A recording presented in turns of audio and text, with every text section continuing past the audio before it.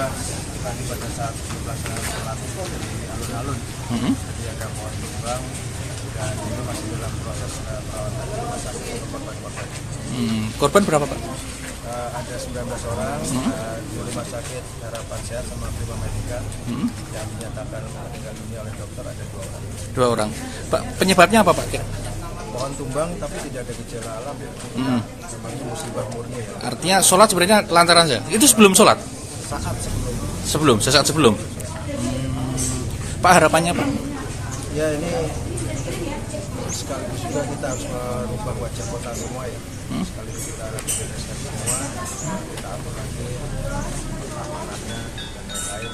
Kita Polres sudah uzur, sudah keluar usianya, kita ganti dengan yang juga. Pak Kapolres, Pak, dengan adanya pohon tumbang ini bagaimana dari penyelidikan pihak aparat kepolisian? Terima kasih. Sampaikan yang pertama, saya ucapkan bela-sungkawa kepada keluarga korban. Semoga keluarga ini ada hikmah di balik itu. Kemudian disampaikan tadi melanjutkan apa yang disampaikan Pak Bupati.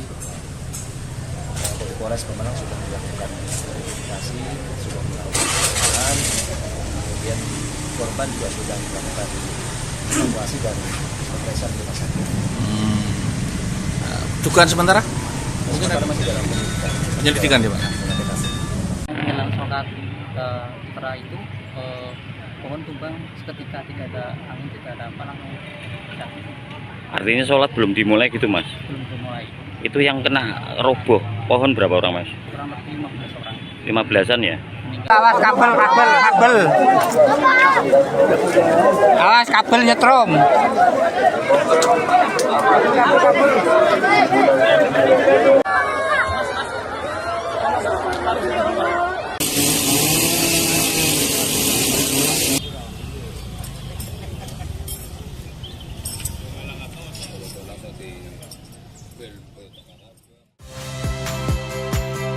Saya Magister Tarigan. Saksikan program-program Kompas TV melalui siaran digital, pay TV, dan media streaming lainnya. Kompas TV, independen, terpercaya.